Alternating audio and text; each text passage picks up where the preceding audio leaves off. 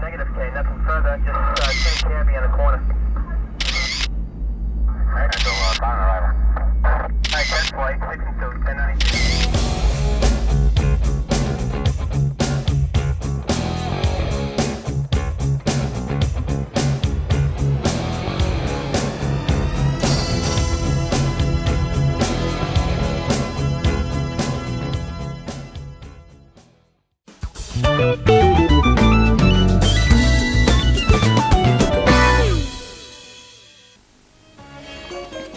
Новый год – это всегда начало, это и завершение, и ожидание, и продолжение. Продолжается работа над проектом бюджета города на 2002 год. От того, как спланированы, просчитаны, распределены доходные и расходные части бюджета, зависит наша с вами жизнь. Через неделю «Волшебное Рождество», выставка 2001 года, которая порадовала горожан и мастерством художников, и хореографическим спектаклем «Оловянный солдатик», уйдет в историю выставочного зала, в историю города. Завтра заключительный танцевальный вечер завершит почти месячный план рождественских и новогодних мероприятий, подготовленных нашим Центром культуры. Закончились каникулы у школьников города.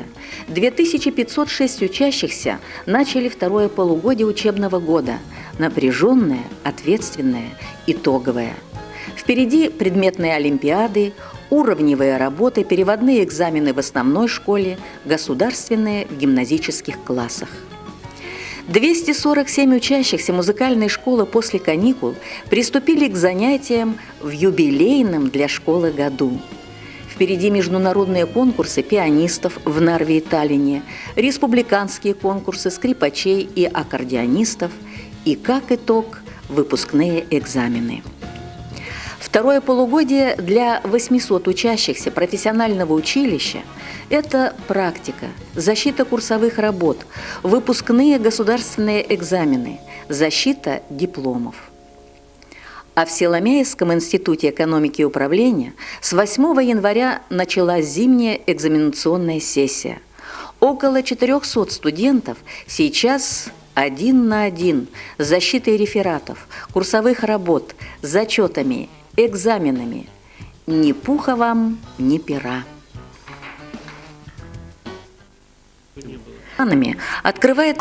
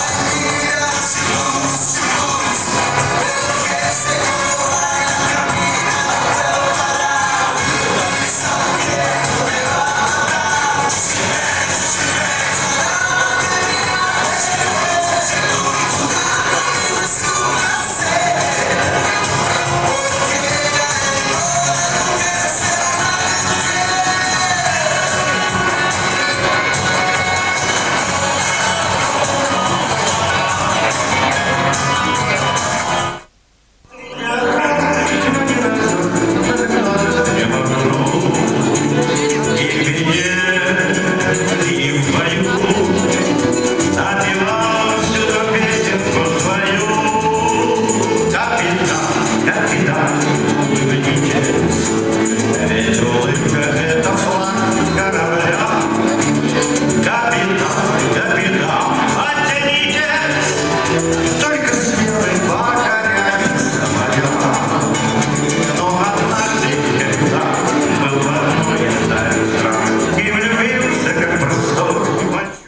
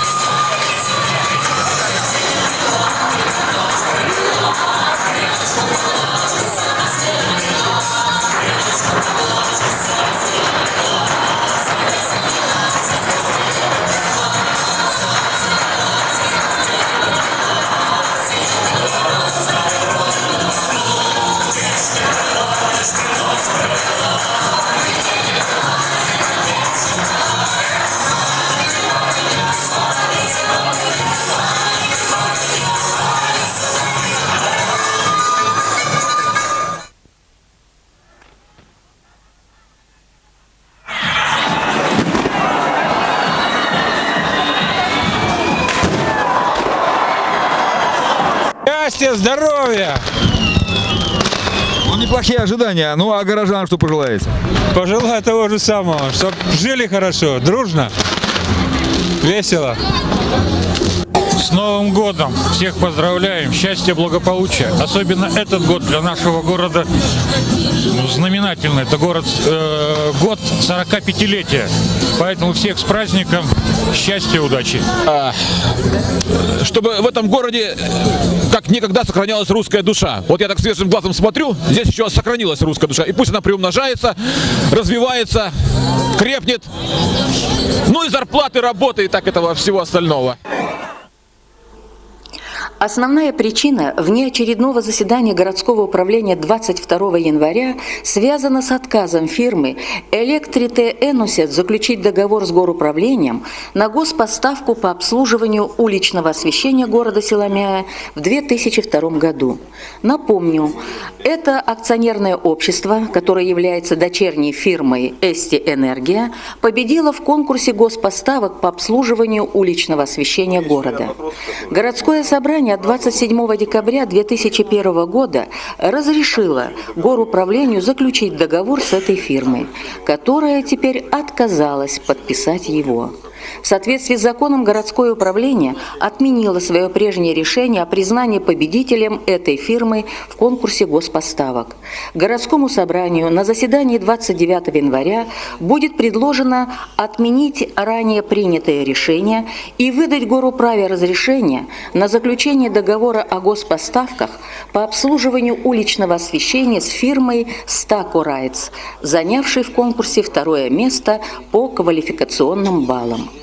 Также горуправа рассмотрела еще ряд вопросов, выдала разрешение на торговлю, выделила деньги из резервного фонда по ходатайствам и дала соответствующее распоряжение о продаже 100 метров труб водовода Нарвскому карьеру, выразившему желание в срочном порядке их купить у города.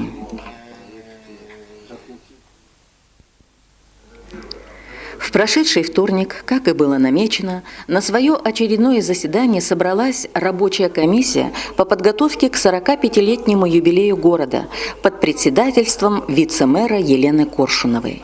Задачи этого заседания были сразу же обозначены членом комиссии Виктором Феофановым.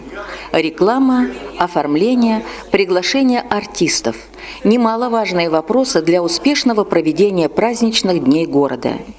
Предстояло и предстоит найти оптимальные варианты, чтобы было качественно и по кошельку. Средства массовой информации города уже включились в эту работу, знакомят вас с тем, что и как делается и школами, и Центром детского творчества Ульи, и выставочным залом, и Центром культуры, и другими учреждениями и организациями. Организовать рекламу юбилейного дня рождения силами в уезде, республике, через эстонские газеты, интернет – такую задачу решают члены комиссии, председатель которой Елена Коршунова взяла на себя ее выполнение. Оформление города. Где и как в городе обозначить 45-й день рождения Силамяя? Предложения поступали разные. Использовать световую иллюминацию, световые шнуры на зданиях Центра культуры, спорткомплекса, у автостанции. Но с увеличением светового дня эффект яркости потеряется. Эскизное решение оформления, или это будут щиты под пленкой, или тумбы, или что-то другое, поручено художникам и главному архитектору города. Члены комиссии высказали предложение отразить символику республики, юбилея города, используя гамму цветов на клумбах города. Площадь Силамяя, где будут проходить основные торжества, эффектно и зрелищно украсят желто-синие шары. Необходимо определиться и в вопросе, кого пригласить, какой ансамбль, каких артистов для участия в праздничном концерте, дискотеке. Есть время и подумать, и предложить, и посоветоваться, и оговорить условия. Обсуждался вопрос официального открытия праздника. В начале февраля будет отпечатан буклет с указанием праздничных мероприятий в городе, с обозначением времени их проведения. Словом, будни, будничные хлопоты, без которых не родится праздник города.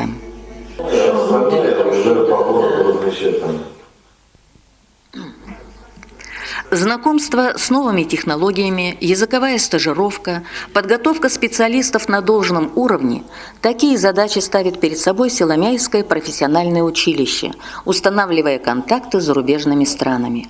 В новом году у училища появились новые зарубежные партнеры из Голландии и Словакии.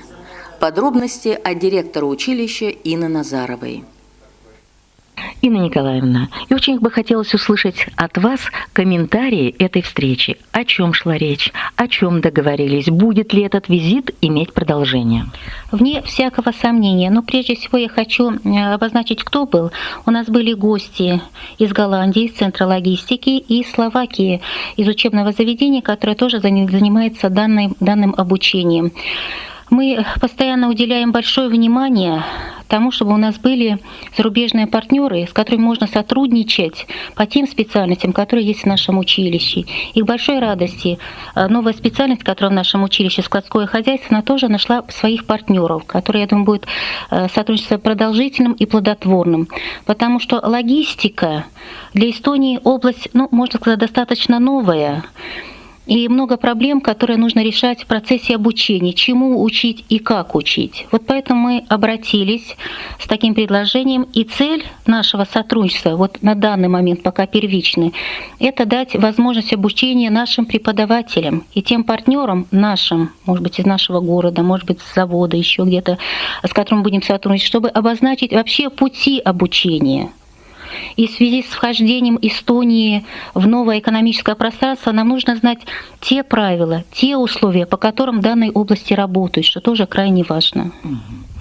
Я знаю, что городское руководство принимало ваших гостей во главе вместе с вами. О чем шла речь на этой встрече? Наших гостей интересовал вообще сам город, его развитие. И одним из вопросов, так как это люди, представляющие сферу образования, они задали вопрос, насколько внимательно действительно относится городское руководство к сфере образования в целом, и в частности к профессиональному образованию. И я считаю, что наши гости остались довольны, им понравился наш город. Они посмотрели его развитие, предполагаемое развитие, и сказали в конечном итоге, что мы готовы к тому, чтобы с нашим городом сотрудничать. И, может быть, не только в сфере образования, а может быть и в других областях. Потому что все начинается с маленького. Мы начали с центра логистики в Голландии, а может быть потом вот это сотрудничество обрастет более другими и большими связями и для наших жителей города, и для наших предпринимателей и предприятий. Все возможно. И для наших ребят, не всякого сомнения, это в конечном итоге даст тоже свой положительный результат.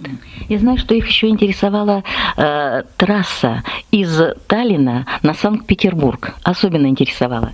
Да, но уже, конечно, ни для кого не секрет, что во всем мире уделяет большое внимание именно экономическому развитию России, потому что огромное пространство, огромные возможности для развития бизнеса, и на Западе, конечно, это учитывает. И в данном случае близость нашего региона к России, в данном случае близость нашего города или вообще нахождение на трассе Санкт-Петербург-Таллин дает нам определенные преимущества. Эта неделя началась с крайне большой неприятности. Многое, что творится в нашей медицине, вызывает и недоумение, и возмущение, и сожаление.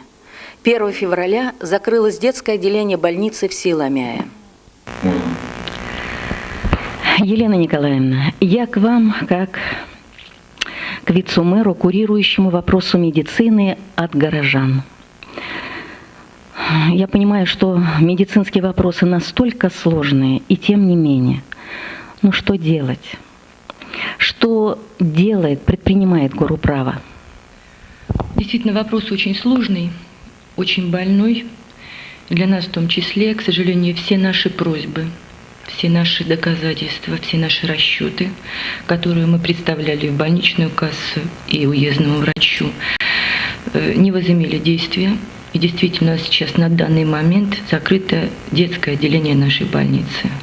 Почему-то наши чиновники из больничной кассы считают, что дети нашего города могут лечиться в той же мере в ближайших городах, совершенно не учитывая, что этих детей нужно навещать, что мамам нужно ездить, что мамам нужно тратить деньги на дорогу из своего не столь великого семейного бюджета.